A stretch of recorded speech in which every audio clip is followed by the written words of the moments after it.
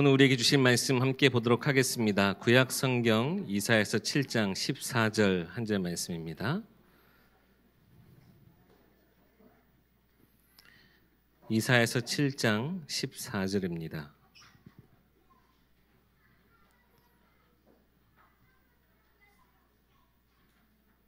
구약 976쪽에 있습니다. 이사야서 7장 14절 우리 한 목소리로 합독하겠습니다. 그러므로 주께서 친히 징조를 너희에게 주실 것이라. 보라, 처녀가 잉태하여 아들을 낳을 것이요 그의 이름을 임마누엘이라 하리라. 아멘. 담임 목사님 나오셔서 복음의 맛을 아는 자라는 제목으로 말씀 전해 주시겠습니다.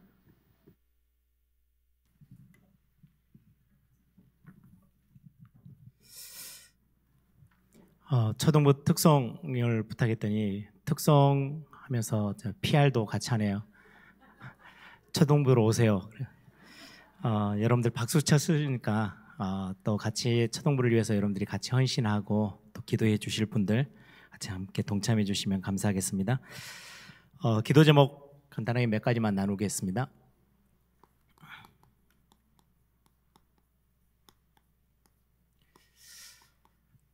지금 이제 마지막 여름 훈련입니다.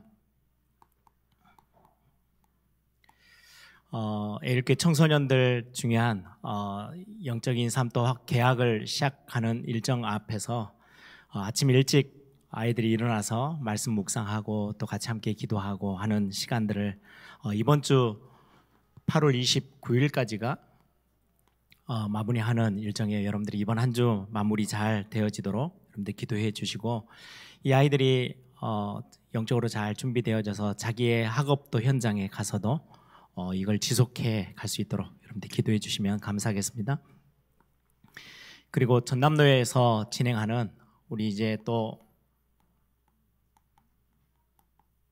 가을에 토요 훈련이 준비됩니다.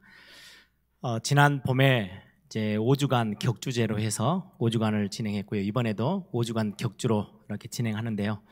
9월 13일 시작하는 개강하는 날입니다. 우리 교회뿐만 아니라 우리 교회가 중심되고 또 우리 교회 교사분들이 같이 힘을 모아서 프로그램을 또 진행해 주시고 또 중요한 아이들하고 영적인 것들을 소통해 주실 건데요. 우리 교회뿐만 아니라 우리 전남로에 안에 있는 또 여러 교회가 같이 함께 아이들이 같이 함께 할 거예요. 이 훈련의 대상이 유치부, 유년부, 초등부, 그리고 중고등부 이렇게 네 파트로 나눠져서 같이 함께 영적인 훈련들을 같이 함께 나누게 될 겁니다. 그래서 여러분들 토요일 이제 9월부터 시작해서 또 진행해야 될 또 우리 교사분들이 중요한 또 학생들을 앞에 두고 다음 세대를 위해서 어떤 영적인 메시지들과 또 사역들을 해줘야 될지 여러분들 기도하는 중에 준비하고 있어요. 여러분들이 같이 함께 기도해 주시기 바랍니다. 오늘 제목은 복음의 맛을 아는 자.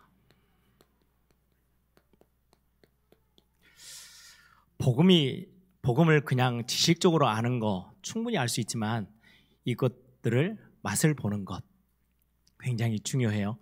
제가 예전에 제 개인적으로 저를 이렇게 돌아보면서 저는 모태신앙으로 쭉 자라왔잖아요. 모태신앙인데 저의 어떤 영적인 부분들을 좀 객관적인 눈으로 쭉 신학교를 다니면서 저를 한번 쭉 훑어봤어요. 딱 저의 신앙의 모습이 하나님 앞에 뭐 다른 사람 앞에 제가 막 이렇게 떠들면서 이야기할 건 아닌데 제가 하나님 앞에 겸손하게 딱 서서 제 자신을 보니까 딱 어떤 모습이냐니까 제가 주일학교 아이들에게 또 제가 만나는 아이들에게 제가 그렇게 제 간증을 한 적이 있어요. 제가 수박 한 덩이를 딱 들고 있는 거예요. 이 수박에 대해서 어릴 때부터 학교에서도 배웠고 또 예전에 뭐 요즘은 잘 모르겠는데요. 백과사전이라고 막 예전에 부모님들이 막 책을 사다 줘요. 그럼 거기는 보통 보는 책들은 다 흑백인데 칼라 사진이 딱 들어있어가지고 어렸을 때 그러면은 그걸 보면 아주 이렇게 구체적으로 사실적으로 보여져요. 거기에 보면은 수박이 어떤 과일인지 생김새는 어떻고 껍질은 얼마나 두껍고 안에는 빨갛고 여기는 수분이 많이 들었고 이거를 여름철에 목이 마를 때 건강에 얼마나 좋은지 당분이 얼마나 많이 섞여 있는지 막 이런 것들을 지식적으로 다 알 수 있어요. 수박 너무 잘하는 과일이에요. 그래야 제가 그거를 직접 그냥 사진만 보는 게 아니고 제가 품고 있어요. 가지고 있어. 그런데 제가 신앙생활하는 모습을 딱 비교했더니요, 이거를 쪼개서 맛을 본 적이 한 번도 없더라고요.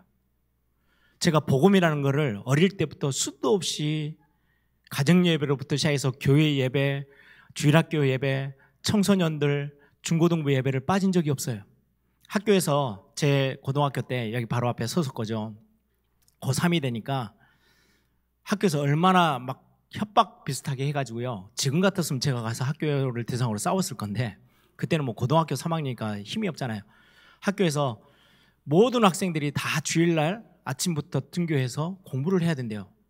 뭐 수업이 있느냐? 아니에요. 자율학습을 해야 된대요. 그래서 제가 선생님을 찾아갔어요. 저는 교회 가야 됩니다. 그랬더니 전체를 반은이랑 학교를 다 보래요. 교회 다니는 애들이 얼마나 많은데 나도 교회 다니는 집사야. 이제 선생님이 담임 선생님이 하시는 이야기예요.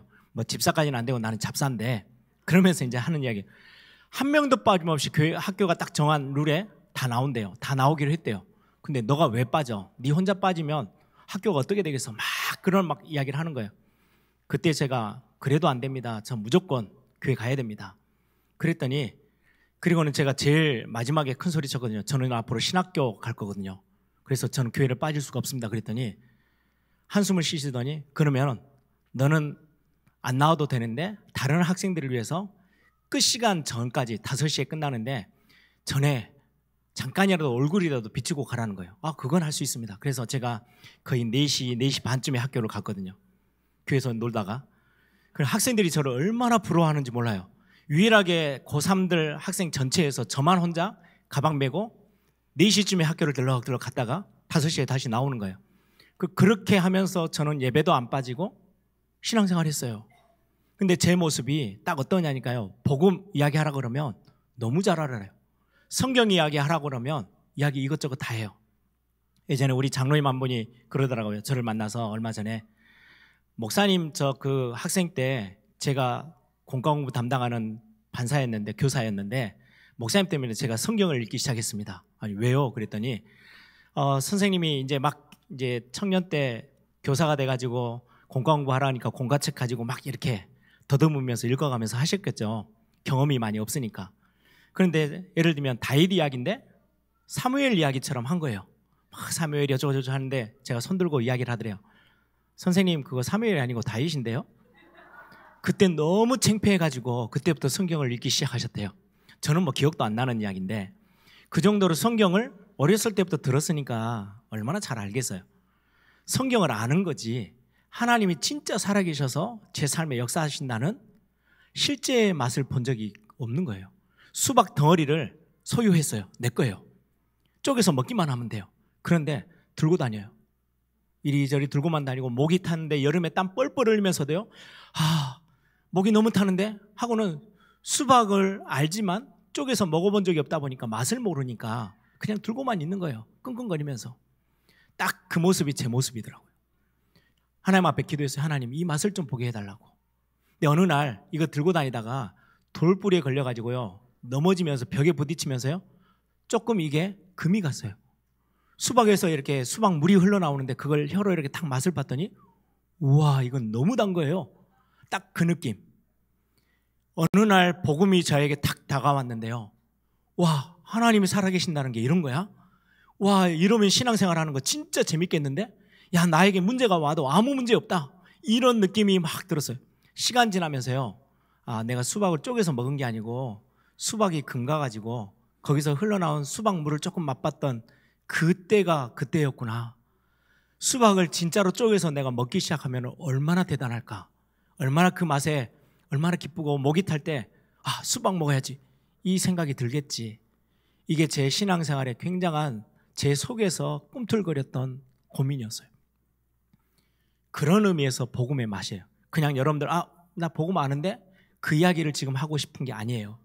복음의 맛을 아는 자, 진짜 복음이 뭔지를 맛봐본 사람, 그러면 우리의 인생이 어떻게 바뀌는지, 그걸 오늘 같이 함께 나눠보려고 합니다. 서론적으로 여러분, 어려움, 위기, 문제 이렇게 말하죠. 우리 삶에 어려움, 문제, 위기는 없을 데가 없어요. 항상 있어요. 우리 인생에 항상 그거는 우리 앞에 다가와 있어요. 이걸 가지고 해석을 할 때 하나님이 나를 버려서 내가 이 문제 가운데 지금 빠져 있나? 나에게 이 큰 어려움이 왔는데 하나님 나를 외면하셨나? 착각이에요. 아니에요. 또 어떤 분들은 그렇게 생각해요. 진짜 내가 저주받아서 나에게 이런 문제가 와 있나? 아니에요. 진짜로 하나님을 체험할 수 있는,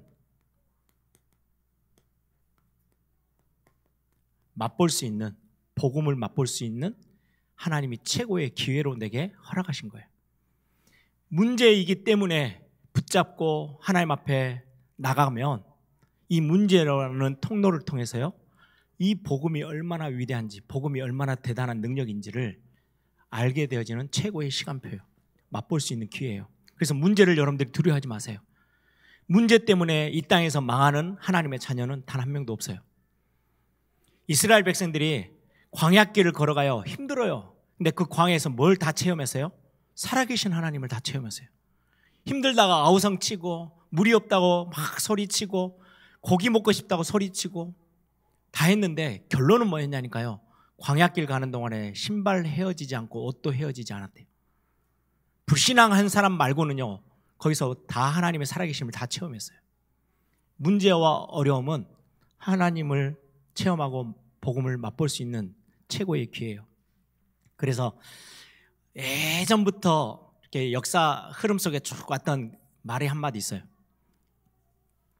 기회라고 하는 거. 기회는 제가 붙인 말이 아니에요. 예전 그리스 때부터 철학자들이 했던 이야기예요. 대머리래요. 앞에 머리는 많아요. 숱이 많아요. 근데 뒤에는 아예 없어요. 대머리예요. 그게 기회래요. 무슨 말이냐면 기회가 저 다가와요. 앞에서 잡으면 잡혀요. 지나가 버리고 나면요, 잡으려고 그래도 이게 뒤에가 대머리니까 안 잡히는 거예요. 기회는 지나가 버리면 끝나요. 여러분들, 오늘이라는 시간표가 그래서 가장 중요한 거예요. 나중에 시간 다 지나고 나서 저 문제 속에서 이랬네, 그건 지나가 버린 거예요. 기회라는 거는 이게 불신자들도 하는 이야기예요. 기회는 뒤에서는 절대 안 잡히는 거래요. 지나가 버리면요, 놓쳐버리는 거예요. 여러분들이 복음에 대한 중요한 축복들을 가지고 문제가 온다, 어려움이 왔다, 위기다 싶을 때는 오늘이라는 시간표 속에서요, 복음을 정말로 딱 붙잡으세요. 그게 이 맛을 볼 수 있는 최고의 시간표가 바로 오늘이에요. 그래서 성경은 오늘이라 일컫는 날에 너희들의 마음을 강팍하게 만들지 마. 하나님이 오늘이라는 시간표에 정말로 소중한 하나님의 응답을 여러분들이 체험하도록 인도하고 계시는데 우리는 그냥 지나칠 때가 너무 많아요.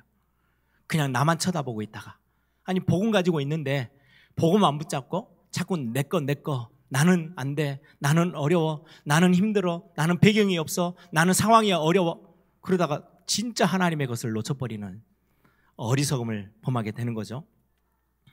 오늘 본문에는요, 임마누엘이라는 단어가 나와요. 오늘 7장 14절 한 절 아주 짧은 구절인데요, 여러분들 너무 잘 아는 본문이죠. 마태복음에서도 이 말씀을 인용했어요. 주께서 친히 징조를 너희에게 주실 것이요, 보라, 처녀가 잉태하여 아들을 낳을 것이요, 그 이름을 임마누엘이라 하리라. 예수님의 새 이름이 임마누엘이에요. 예수님을 두고 임마누엘이라고 이름을, 새 이름을 붙여줬어요. 임마누엘이라는 단어만 정확하게 붙잡고 있어도 여러분들이 삶의 이런 많은 어려움 속에서요, 굉장한 응답을 누려낼 수 있어요. 임마누엘은 말 그대로 하나님이 나와 함께 하신다. 뒤에 엘은 하나님이에요. 임마누엘, 하나님이 나하고 함께 하신대요. 우리와 함께 하신대요. 그게 임마누엘이라는 뜻이에요. 오늘 본문을 조금 여러분들이 이해를 하시면 도움이 될 거예요. 오늘 본문은 남유다. 오늘 7장 1절 한번 보세요. 우리가 14절 읽었는데 1절에 보시면 우시아의 손자 요담의 아들인 유다의 아하스 왕, 아하스죠. 아하스라는 왕이 있어요. 누구의 손자냐니까요, 우시아 왕의 손자예요. 이사야서 6장에 보시면 이사야가 선지자로 새롭게 또 한 부름을 받을 때 제일 첫 줄이 우시아 왕이 죽던 해라고 돼 있어요. 우시아 왕은 그때 당시 굉장히 다윗 다음으로 힘이 있었던 왕이에요. 굉장히 힘있고 나라를 잘 다스렸었어요. 초기에는 하나님 앞에요 굉장히 순종적이었어요. 그래서 하나님의 말씀 따라서 하다 보니까 하나님이 많은 응답을 주시고 복을 주셔서 그 주변에 있는 나라들이 벌벌벌 떨었어요. 우시아가 왕으로 있을 때는. 그런데 우시아 왕이 죽었어요. 국가에 위기가 찾아온 거예요. 이제까지 눈치 보고 우시아가 정치를 잘하니까, 군대를 잘 움직이니까 꼼짝 못하고 있다가 우시아가 죽고 그 밑에 이제 아들들, 손자가 왕이 딱 됐는데 보니까요 우습거든요. 아무 능력이 없어요. 우시아의 손자 아하스가 왕이 됐을 때 절호의 기회다 싶어가지고요, 주변에 있는 아람 나라하고요 북이스라엘이 손을 맞잡고 남유다를 쳐들어왔어요. 거기에 7장 1절을 제가 계속 한번 읽어드릴게요. 우시아의 손자요 요담의 아들인 유다의 아하스 왕 때에 아람의 르신 왕과 르말리아의 아들 이스라엘의 베가 왕이, 이스라엘과 북이스라엘과 아람의 왕이 이제 손을 합쳤죠. 왕이 올라와서 예루살렘을 쳤으나 능히 이기지 못하니라. 여기에는 능히 이기지 못했다, 실패하고 돌아갔다, 그 말은 아니에요. 다른 성경책에 보면요 이 두 나라가 합쳐가지고요 예루살렘에 쳐들어와서 수많은 포로들을 다 잡아갔어요. 전쟁에 이겼어요. 그런데 여기에는 능히 이기지 못했다라는 말은요 예루살렘을 정복하지는 못했어요. 그 성을 완전히 자기의 손아귀에 넣지는 못하고 들어와서 전쟁에서는 완전히 짓밟고요 거기에 있는 많은 백성들을, 유다 나라의 백성들을요 싹 끌고 들어갔어요. 포로로 잡아갔어요. 종으로 그냥 노예로 끌고 간 거예요. 완전히 유다는, 남유다가요 어마어마한 지금 공격을 당했는데 또 한 번 이 나라들이요 또 연합군을 만들어서 또 쳐들어온다네요. 그게 2절이에요. 어떤 사람이 다윗의 집은 유다 왕, 그 왕궁에 말하는 거예요. 아하스에게 다윗의 집에 알려 이르되 아람이 에브라임은 북쪽이에요. 북이스라엘, 에브라임과 동맹하였다 하였으므로 왕의 마음과 그의 백성의 마음이 숲이 바람에 흔들림같이 흔들렸더라. 또 다가오니까 벌벌벌 떨게 돼요. 한 번의 공격으로 끝나는 게 아니고요 많은 백성들을 잡아갔는데 또 공격해서 또 들어온대요. 이때 하나님이 선지자 이사야를 통해서 이 아하스 왕에게 이야기합니다. 내가 이 백성, 이 예루살렘을 지킬 거야. 하나님의 도성인 이 땅을 내가 지킬 거야. 그래서 이 땅을 지키겠다는 이 약속을 내가 줄 테니까 너에게 징조를 줄 테니까 그걸 붙잡아. 그랬더니 아하스가요 교만하게 저는 그런 거 필요 없습니다. 하나님이 징조를 안 주셔도 됩니다. 왜요? 속으로는 누구를 의지하고 있냐니까요. 저 북쪽에서부터 내려오고 있는 강대국, 내게는 아수르가 있어요. 아수르하고 내가 화친을 맺고 딱 선언하고 있으면 저 아람 나라 북이스라엘은 우리 앞에, 아수르 앞에 아무것도 안 될 거예요. 왜? 그때는 아수르가 가장 강했거든요. 그런데 하나님이 말씀해요. 아니, 내가 이들을 다 멸할 거야. 그런데도 끝까지 징조를 내가 줄게. 그랬더니 징조 필요 없어요. 증거 필요 없어요. 그런데도 하나님이 툭 하고 던져주고 가신 게 7장 14절이에요. 처녀가 잉태하여 아들 낳을 것이니 그 이름을 임마누엘이라 하리라. 그래서 많은 분들이요 하나님이 징조를 주시겠다고 했는데도 불구하고요 싫대요. 아하스가 결국 북이스라엘도 망하고 남유다도 완전히 망해버리죠. 하나님과 멀어지면 멀어질수록. 이런 어떤 배경 속에 하나님이 임마누엘이라는 약속을 내가 줄 테니까 이거 붙잡으면 예루살렘, 하나님의 나라, 하나님의 도성, 하나님의 백성들을 내가 망하지 않도록 붙잡을 거야 라고 하시는 약속의 가장 핵심된 단어가 임마누엘이에요. 그래서 임마누엘은 복음이라는 핵심의 주제죠. 복음이 뭡니까? 하나님이 우리와 함께 하시는 거예요. 아니, 하나님을 등지고 죄로 인하여서 완전히 저주와 멸망 가운데 빠진 우리에게 복음이라는 복된 소식이 들려져 왔어요. 내가 예수 그리스도 하나님의 아들을 이 땅에 보내서, 그리스도로 보내서 너희들의 모든 죄를 용서하고 모든 재앙과 저주에서 빼내서 다시금 내가 너와 함께 할 거야. 죄인은 하나님과 함께 할 수가 없어요. 모든 사람이 죄를 범하였으면 하나님의 영광에 이르지 못해요. 그런데 임마누엘이라는 단어는요, 증표로 주신 거예요. 내가 너희들에게 복음을 줄 건데 이 복음이 그리스도야. 이 그리스도가 너희들을 통해서 하나님과 함께 할 수 있는 비밀을 다 회복시킬 거야. 이게 이사야 7장 14절의 핵심 메시지예요. 그러면 이 임마누엘의 언약을 주시면서 예루살렘 도성을, 하나님의 성을 보호하겠다라고 하셨는데, 이 복음이 우리의 삶으로 적용되어지면 어떤 응답일까요? 여러분들 이 부분들은 진짜 체험하실 수 있어야 돼요. 여러분들 신앙생활 속에 이거 조금만 맛봐도 여러분들이 문제를 대하고 사건을 대하는 분위기 완전히 모습이 달라져요. 그 첫 번째입니다. 복음은 얼마나 능력 있는지, 운명, 이거는 세상 사람들이 쓰는 단어예요. 좀 더 이렇게 피부에 와닿기 때문에 우리의 인생, 이걸 바꾸는 거예요. 이게 복음이에요. 임마누엘이라는 단어, 하나님이 우리와 함께 하시면 가장 먼저 바뀌는 게요, 우리의 운명이 바뀌어요. 어떤 운명입니까? 근본적으로 처음부터 이걸 보고 원죄라고 해요. 근본적으로 하나님을 완전히 떠나 있는 우리의 모습, 이거는 사람의 힘으로는 절대 바꾸지 못해요. 그래서 우리 저 트로트 노래에도 그거 있더라고요. 제목이 팔자. 팔자는 뒤집어도 팔자래요. 팔자는 안 바뀌는 거예요. 이게 뒤집어 놔도 팔자고 옳게 놔도 팔자고. 그래서 이거는요, 타고난 그 팔자를 뭐라 그래요? 우리 저 무당이나 점쟁이들한테 갈 때는요, 사주를 갖고 가요. 우리 태어난 연월시를 가지고 가면 그 사람, 그 날짜에 그렇게 태어난 사람은요, 그 팔자를 가지고 평생 살아간대요. 이걸 못 바꿔요. 그걸 보고 운명이라 그래요. 세상 사람들이 하는 이야기예요. 안 바뀌어요. 아무리 노력해도 그거를 바꿀 수가 없대요. 그걸 보고 근본이라 그러는데, 이거를 복음이 바꾸는 거예요. 우리는 완전히 하나님을 떠나 있던 우리에게 하나님이 이것들을 하나님과 함께 할 수 있는 엄청난 축복으로 바꾸셨어요. 애굽에서 430년이나 종노릇 하던 그들이 자기의 노력으로는 바꿀 수가 없어요. 운명이에요. 그냥 자기들 팔자예요. 그런데 양의 피 바르는 날, 거기서 완전 빠져나왔어요. 근본의 운명을 완전히 바꾸는 것 뿐만 아니라, 이건 완전히 원죄를 이야기하죠.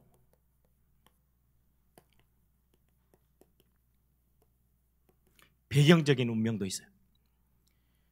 우리가 살아가는 동안에 내 혼자만의 문제가 아니고요, 우리의 선조들, 가문, 가정, 우리의 부모들, 거기에 받는 영향력이 어마어마하게 커요.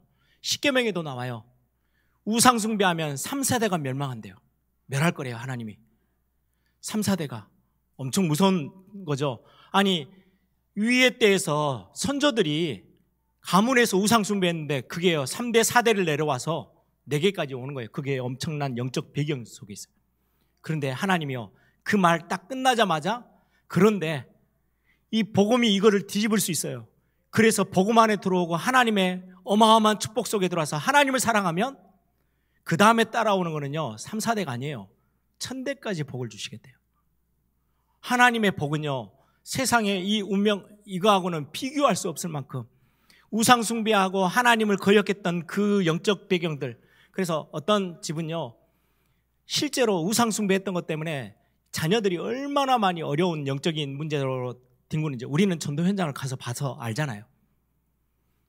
이 배경적인 운명을요, 복음 하나로 이걸 다 뒤집는 거예요. 복음이 우리를 살려내요. 복음만이. 개인의 습관적 운명이 있어요. 성품이기도 하고 삶의 어떤 고질적인 문제일 수도 있어요. 안 바뀌어요. 여러분들 여기에 결단도 하고, 지난 수요예배 때 한번 메시지를 같이 나눴는데요, 의지적인 결단을 참 많이 해요. 이렇게 하지, 술 안 먹어야지. 담배도 끊어봐야지. 안 돼요. 그게 의지적으로 이 습관적으로 형성된 것들이요. 진짜 바꾸기가 힘들어요. 또 무너져요. 일어섰다가 또 무너지고 또 무너져요. 게으름도 그렇고 중독이라는 문제가 이 부분에 굉장한 많은 부분을 차지하죠. 중독에 한번 딱 걸리면요. 바꾸지를 못해요. 그런데 왜 의지적으로 했는데도 안 되어집니까? 여기에는 성경적인 답이에요.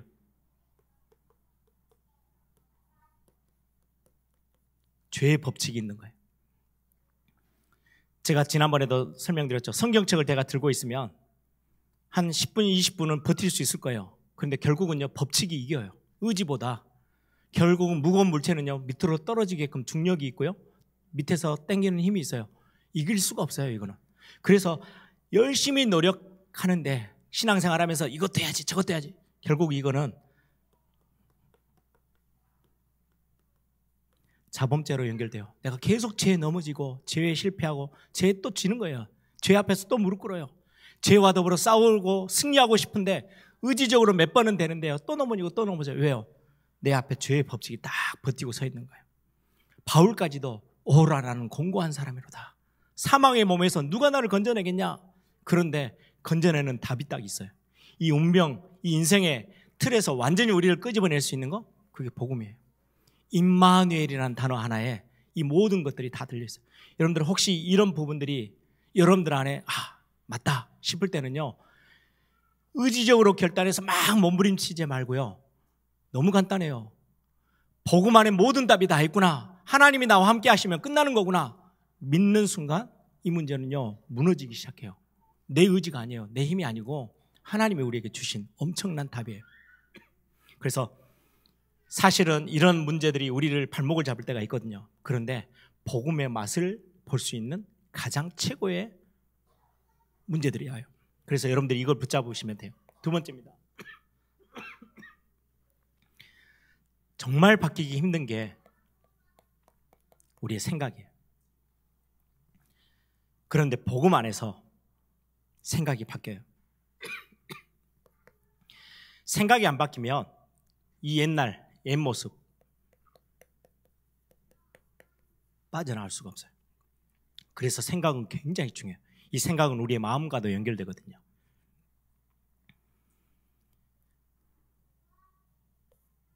우리가 예수 그리스도가 복음, 정말 하나님은 우리 안에 우리와 함께 계세요. 그래서 여러분들이 이 생각이 우리의 불신앙, 부정적인 생각들, 안 된다는 생각들, 이게 우리를 다 묶어요. 이 생각이 우리 행동으로도 옮겨지게 되고요. 모든 게. 그런데 복음은 이것들을 바꾸기 시작해요. 하나님의 입장, 내가 말고, 우리 교회 말고 하나님이 보실 때에 나는 어떻게, 하나님이 보시기에 내 모습은, 하나님이 보시기에 우리 가정은, 그러면 답이 나는 거예요. 이 부분을 여러분들이요 진짜 맛을 봐야 돼요. 저는 어느 날 저의 연약함을 저는 너무 잘 알아요. 자기 본인들이 제일 잘 알잖아요. 저도 신학교를 다니면서 앞으로 목회자가 돼야 되는데 안 되어지는 모습들이 너무 많았어요. 너무 낙심될 때도 많고요. 그러다가 어느 날 제가 복음의 맛을 느끼기 시작하면서, 맛을 보면서 저를 바라보는 시각이 바뀌었어요. 나는 하나님의 자녀야. 그러면 책임은 누가 지셔? 하나님이 지시지. 그러면 내가 오늘 해야 되는 거는 하나님 앞으로 한 걸음 나가서서 쓰러지더라도 넘어지더라도 하나님 앞에서 넘어져 있으면 하나님 나를 책임지실 거야. 이게요 저에게는요 인생의 답이었어요. 하나님의 입장에서 나를 보니까요 문제될 게 아무것도 없더라고요.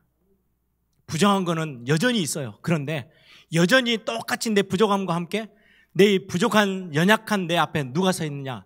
전능하신 하나님 딱 서 계셔요. 내가 너의 아버지야. 내가 너와 함께 할 거야. 강하고 담대해. 두려워 말고 놀라지 마. 내가 너와 함께 할 거야. 임마누엘의 축복이 내 앞에 탁 놓여 있어요. 이것처럼 저에게는 큰 답이 없어요. 여러분, 그래서 우리는 기도하는 거예요. 우리의 마음과 생각.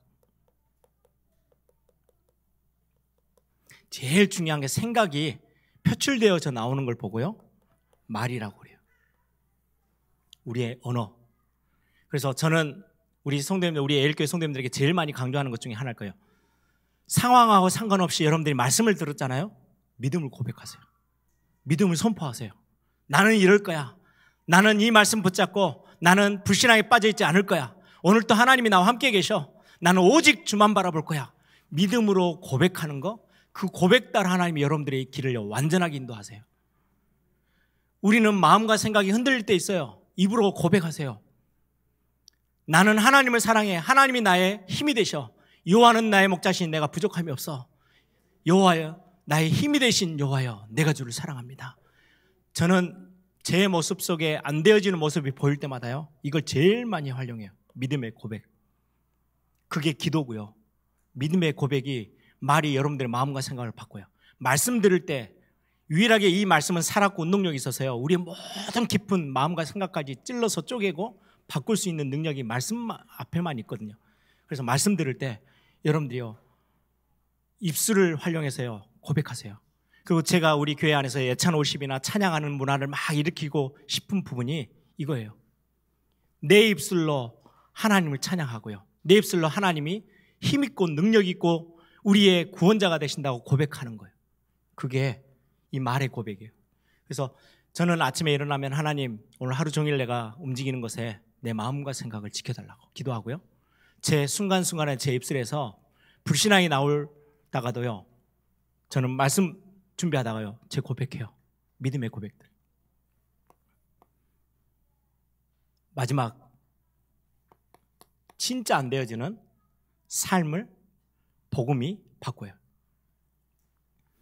이 복음을 바꿀 수 있는 가장 중요한 열쇠가 기도라는 특권이에요. 하나님이 나와 함께 하심을 고백하면서 여러분들 기도로 바꾸세요. 세상에 갔을 때도, 그리고는 모든 거, 내 생각들, 내 마음들 다 담아가지고 기도 속으로 딱 갖고 들어가세요. 그리고는 그 기도를 통해서 하나님이 나와 함께 하시면 이 비밀 내가 놓치지 않고 누리게 하옵소서. 여러분들이 신앙생활이라는 것은 어렵지 않아요. 뭔가 대단한 걸 해야 되는 게 아니고요, 여러분들의 삶은 기도 속에서 하나님은 다 새롭게 하실 거예요. 필요하면 힘도 주시고 위로도 주시고 치유하시고, 그리고는 우리의 마음과 생각들, 자꾸 우리는 생각되는 대로 우리의 옛 모습 따라 가거든요. 그때마다 복음을 여러분들 삶에 선포하세요. 그리고 나는 이 문제 속에서 하나님이 내게 주신 가장 최고의 것, 은혜로 주신 이 복음의 맛을 느낄 거야. 내가 이 복음의 맛을 이 시간표에 나는 맛보고 말 거야. 이게 여러분들의 믿음의 고백이 되어졌을 때는 하나님 우리의 삶을 바꾸실 거예요. 그래서 여러분들이 중요한 우리의 인생, 절대 안 되어지는 거, 근본부터 우리를 복음 안에서 완전히 새롭게 하셨어요. 그리고는 우리의 삶, 우리의 모습들, 이 복음이 우리를 하나씩 바꿔나가는 이 맛을 보면요, 굉장히 힘나고 행복해져요. 아까 우리 권사님이 기도하셨죠. 너는 행복한 자로다. 예, 진짜 이 맛을 봐야 그 행복을 느낄 수 있어요. 야, 어떻게 내가 한 거 없이, 우리는 세상의 기준은 내가 한 만큼 뭔가 나에게 돌아오잖아요. 그것도 잘 안 돌아와서 너무 불행하다고 생각하는데, 복음은 그렇잖아요. 내가 한 것과 상관없이 하나님이 은혜로 내게 주신 복음의 그 은혜가 얼마나 큰지요. 그래서 여러분들이 문제가 왔다, 내가 이 문제 속에서, 어려움 속에서 복음의 맛을 볼 수 있는 기회네. 내가 오늘 이 시간표에 내가 복음이라는 것들을 딱 붙잡고 맛을 봐야 되겠다. 하나님 내게 주신 기회 중에 기회야. 여러분들 생각도 바꾸고요, 여러분들 입술의 고백도 바꾸세요. 그래서 여러분들이 중요한 이 상황, 이 사건들, 여러분들의 우리 현실 속에서 정말 하나님을 맛볼 수 있는, 저는 제일 많이 하는 질문이에요. 하나님, 내가 지금 이 문제 앞에 있는데 나는 누굽니까? 이 문제를 두고 하나님은 어떻게 생각하고 계십니까? 하나님, 내가 어떻게 하면 될까요? 하나님이 내가 이 상황 속에서 내가 뭘 하기를 원하세요? 질문해요. 하나님 입장에서 자꾸 나를 보는 거예요. 하나님의 눈앞에다가 저를 세워놓고, 하나님, 그럼 나 어떻게 할까요? 나는 누군가요? 그러면요, 굉장한 답이 여러분들 안에서 나와요. 그 안에서 주어지는 축복들을 여러분들이 맛보고 하나님이 주신 은혜와 힘을 얻으면 여러분들 진짜로 복음의 맛을 아는 자로, 여러분들이 세상이 두렵지 않고요, 세상이 감당지 못하는 그런 응답의 사람으로 세워줄 줄 믿습니다. 우리 에일교회 모든 성도님들이, 우리 남학 완도에 계신 모든 분들까지 이 축복들을 확인하고 누리는 귀한 또 이번 한 주가 되기를 소망합니다.